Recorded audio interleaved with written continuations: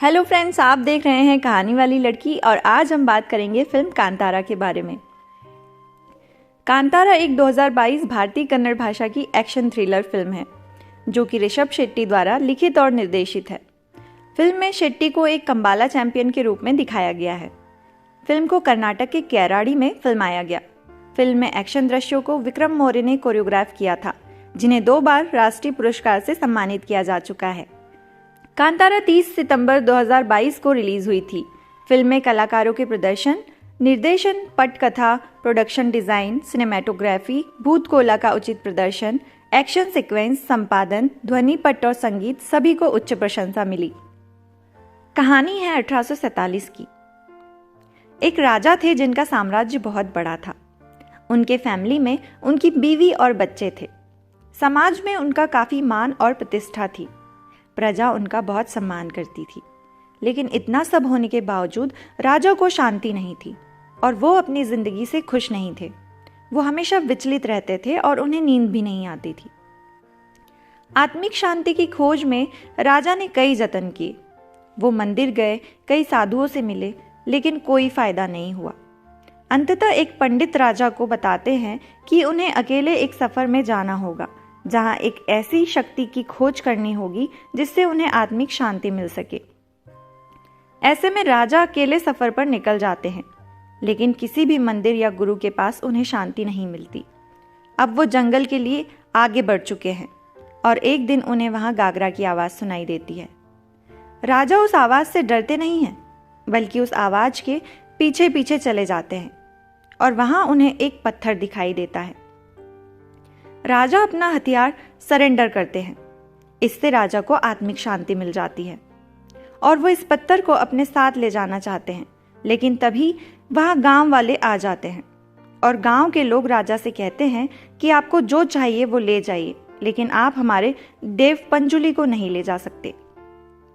तभी गांव वालों में से एक आदमी को देव शरीर में आ जाते हैं और वो राजा से कहते हैं कि अगर तुम मुझे अपने साथ ले जाओगे तो इन गांव वालों की रक्षा कौन करेगा?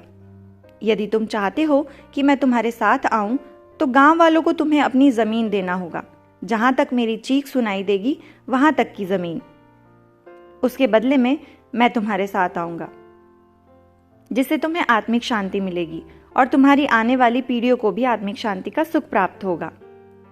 और मेरे साथ गुलिगा भी आएंगे, लेकिन ध्यान रखना, तुम कुछ भी गलती करोगे तो मैं तो शायद तुम्हें माफ कर दूं, लेकिन उग्र रूप गुलिगा तुम्हें कभी माफ नहीं करेंगे। ये सब सुनकर राजा मान जाते हैं और वो देव को अपने साथ लेकर चले जाते हैं। देव को अपने यहाँ स्थापित कर देते हैं। उसके बदले गांव वालों को काफी सारी जमीन मिल जाती है। अब राजा एक सुखी और संपन्न जीवन जीते हैं। और यहाँ से कहानी 1970 में आ जाती है। 1970 में उसी गांव में एक भूत कोला हो रहा था, जहां शिवा नाम के बच्चे के पिता कोला कर रहे होते हैं। भूतकोला के दौरान हम देखते हैं कि राजा का वंश यानी उनके बेटे का बेटा गांव वालों से जमीन वापस लेने की फिराक में होता है। वो कहता है कि वो कोर्ट जाकर सारी जमीन अपने नाम करा लेगा। और तभी शिवा के पिताजी जो कोला कर रहे थे उनके अंदर दैव आ जाते हैं और वो कहते हैं कि तुम्हारे वंश ने शांति के लिए जमीन गांव वालों को दी थी। यदि तुम्हें जमीन चाहिए तो मिल जाएगी, लेकिन तुम्हारी शांति भी खत्म हो जाएगी। ये सब सुनने के बाद भी वो लड़का देव को देव नहीं मान रहा था, बल्कि वो ये तक कह देता है कि ये बातें देव बोल रहे हैं या कोई परफॉर्मर। ये सब सुनकर देव क्रोधित हो जाते हैं और कहते हैं कि तुम्हारा फैसला तो कोर्ट की सीढ़ियों में ही हो जाएगा। और रही बात ये कि मैं देव हूं या परफॉर्मर, तो अगर आज के बाद मैं तुम्हें दिखाई दिया तो समझ लेना कि मैं एक परफॉर्मर हूं, और यदि नहीं दिखाई दिया तो समझ लेना कि मैं देव हूं। शिवा के पिता मशाल लेकर जंगल की तरफ दौड़ जाते हैं और वो एकदम से गायब हो जाते हैं। और इस दिन के बाद शिवा के पिता को कोई नहीं देख पाया। रही बात उस राजा के वंश की, तो वो लड़का कोर्ट की सीढ़ियों में ही खून की उल्टी करके मर जाता है। और यहाँ से कहानी 1990 में आ जाती है। 1990 में हम देखते हैं कि शिवा अब बड़ा हो चुका है और वो कंबाला में पार्टिसिपेट कर रहा है। इस प्रतियोगिता में शिवा काफ़ी तेज भागता है और उसे जीतना भी चाहिए था, लेकिन बेईमानी करके वहाँ के लैंडलॉर्ड के बफेलो को जिता दिया जाता है जिस वजह से शिवा लैंडलॉर्ड के लोगों से भिड़ जाता है।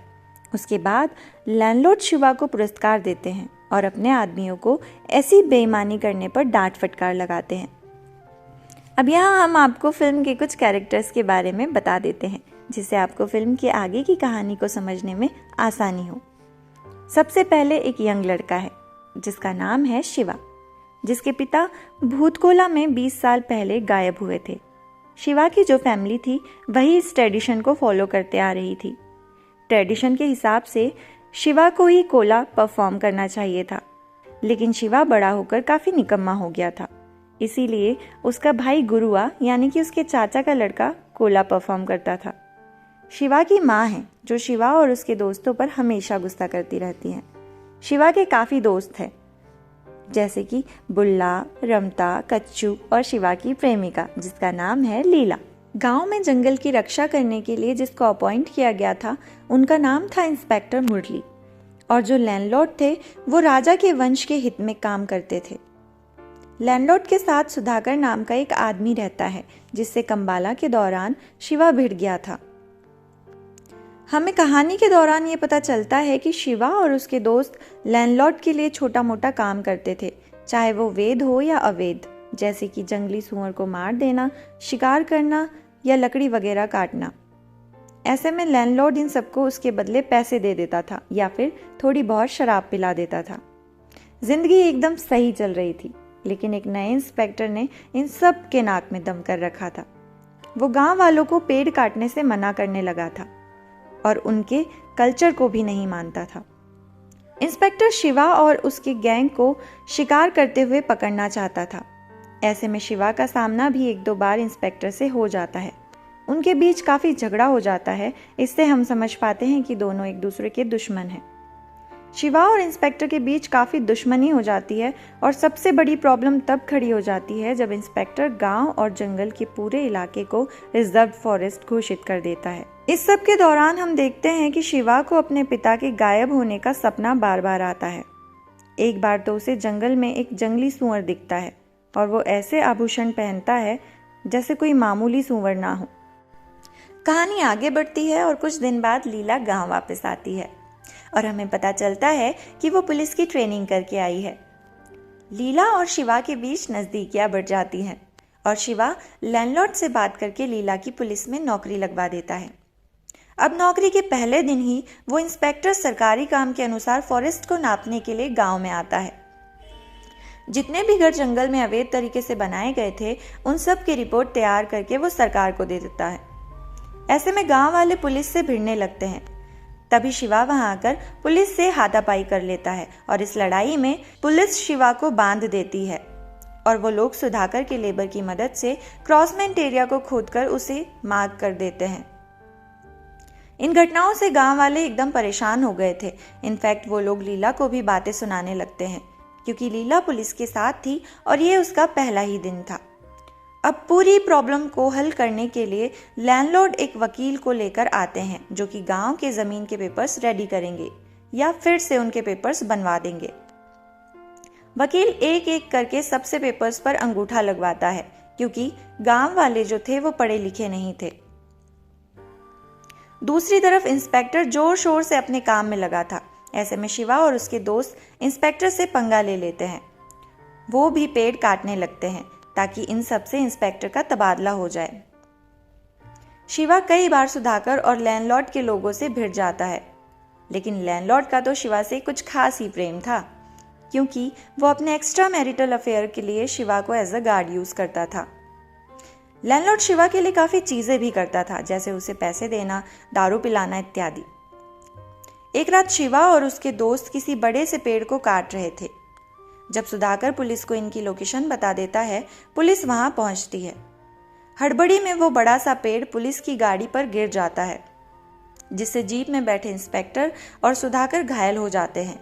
इस घटना के बाद शिवा पर अटेम्प्ट टू मर्डर का चार्ज लग जाता है। ऐसे में वो अपने दोस्तों के साथ जंगल में छिप छिप कर रहने लगता है। पुलिस शिवा और उसके दोस्तों को हर जगह ढूंढ रही थी और इसलिए शिवा को छुप छुप कर गांव में आना पड़ता था। ऐसे ही एक बार वो लीला से मिलने के लिए आता है। तभी पुलिस उसे पकड़ ले जाती है और ऐसे में उसे और उसके साथियों को जेल भेज दिया जाता है। अब उस रात गुरुआ एकदम से नींद से जाग जाता है और लैंडलॉर्ड को फोन करके सब कुछ ठीक करने को कहता है। लैंडलॉर्ड कहता है कि वो सब कुछ ठीक कर देगा, लेकिन आने वाले समय में चीजें बद से बदतर हो रही थी। शिवा और उसके दोस्त जेल में ही थे और पुलिस अब भी पूरे एरिया को रिजर्व फॉरेस्ट करने पर तुली हुई थी। एक दिन लैंडलॉर्ड अपने जीप में कहीं जा रहा होता है। रास्ते में उसे गुरुआ दिखता है। लैंडलॉर्ड गुरुआ को अपने जीप में बिठा लेता है और एक जगह ले जाकर गुरुआ से कहता है कि ये पूरी जमीन उसकी है और अगर गुरुआ चाहे तो लैंडलॉर्ड उसे 5 एकड़ जमीन दे देगा। बदले में गुरुआ को अपने नृत्य के समय ये बोलना है कि गांव वाले सारी जमीन लैंडलॉर्ड को लौटा दे। जी हाँ दोस्तों, यहाँ हमें लैंडलॉर्ड का असली खेल समझ आता है। गुरुआ ऐसा करने से मना कर देता है। गुरुआ कहता है कि देव ऐसा कभी होने नहीं देंगे और ये सुनकर लैंडलॉर्ड गुरुआ को ही मार डालता है। फिर वो सुधाकर की मदद से गुरुआ की लाश को गांव में ठीक वहीं छोड़ देता है जहां भूत कोला हुआ करता था। गांव वाले गुरुआ को मृत पाकर बहुत परेशान होते हैं। अगले दिन लैंडलॉर्ड इनके पास आकर सांत्वना जताने लगता है, जैसे उसे पता ही नहीं कि गुरुआ को किसने मारा है। दूसरी तरफ इंस्पेक्टर को पता चलता है कि लैंडलॉर्ड ने अपने वकील की मदद से इन गांव वालों से पूरी जमीन अपने नाम करवा ली है और लीगली सब कुछ लैंडलॉर्ड का हो चुका है। चूंकि गांव वाले पढ़े लिखे नहीं थे और इसी बात का फायदा उठाकर लैंडलॉर्ड इनकी जमीन को हड़प लेता है। ऐसे में इंस्पेक्टर डिसाइड करता है कि वो गांव वालों की मदद करेगा और इस पॉइंट पे हम समझ पाते हैं कि इंस्पेक्टर कोई बुरा आदमी नहीं था, बल्कि वो उस फॉरेस्ट को बचाना चाहता था, चाहे उसके लिए उसे किसी से भी भिड़ना पड़े। इसके बाद शिवा की माँ और लीला गुरुआ की मौत की खबर जेल में शिवा तक पहुंचाते हैं और ये बात पता चलते ही शिवा एकदम टूट जाता है। यहाँ मैं आपको बता दूं कि जिस दिन गुरुआ को मारा गया था उसी रात शिवा को एक सपना आया था जिसमें गुरुआ के रूप में कोई उसके सामने रो रहा था। उधर लैंडलॉर्ड को पता लगता है कि इंस्पेक्टर शायद उसके काम में टांग अड़ाएगा, इसलिए वो शिवा को जेल से छुड़वाकर उसे कह देता है कि गुरुआ को इंस्पेक्टर ने मारा है। ये सुनकर शिवा तुरंत लोहार के पास जाकर अपनी तलवार को धार करने के लिए कहता है ताकि वो इंस्पेक्टर को मार डाले। लेकिन लोहार शिवा को बताता है कि जिस दिन गुरुआ को मारा गया था उस दिन उसने गुरुआ को लैंडलॉर्ड के साथ जीप में देखा था और वापस आते वक्त लैंडलॉर्ड अकेला था, यानी कि गुरुआ को लैंडलॉर्ड ने ही मारा है। शिवा इस टाइम पर नशे की हालत में था, लेकिन वो ये बात समझने लग जाता है और उसे उस बात की कंफर्मेशन तब मिल जाती है जब लैंडलॉर्ड के आदमी शिवा को भी मारने की कोशिश करते हैं, इंक्लूडिंग सुधाकर। इस लड़ाई में शिवा उन पर भारी पड़ता है और लड़ाई के बाद लैंडलॉर्ड को उसके ही घर में जाकर धमकाता है। इसके बाद शिवा गांव की तरफ अपनी बाइक से जाने लगता है। तभी रास्ते में उसे देव दिखते हैं, जिससे शिवा का एक्सीडेंट हो जाता है। शिवा एक मशाल लेकर जंगल में जाता है, जहां उसे फिर से वही गहनों वाला सुअर दिखाई देता है और उसका पीछा करते हुए शिवा ठीक उसी जगह पहुंचता है जहां उसके पिता गायब हुए थे। यहाँ शिवा को देव की आवाज सुनाई देती है जो कि उसका मार्गदर्शन करते हैं। इसके बाद शिवा गांव पहुंचता है जहां वो एकदम शांत दिखाई देता है और वो गांव वालों को बता देता है कि गुरुआ को लैंडलॉर्ड ने ही मारा है।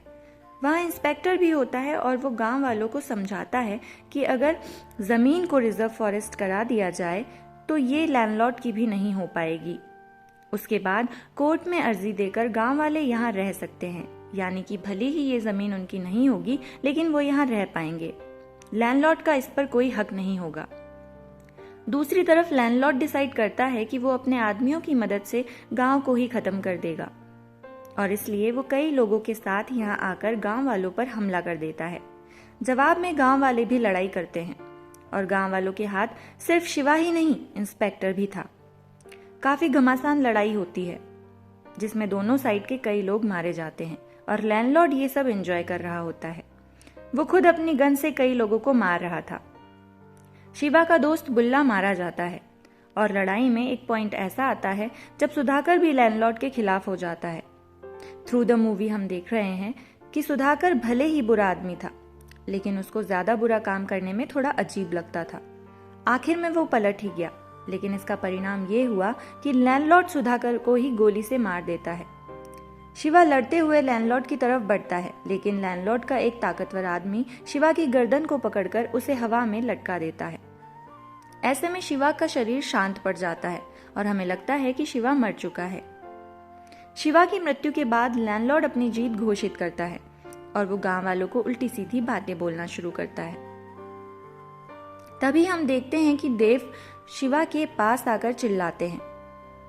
इसके साथ शिवा उठकर खड़ा हो जाता है, लेकिन दोस्तों शिवा अब नॉर्मल नहीं था, बल्कि वो पूरी तरह से पॉजेसिव था।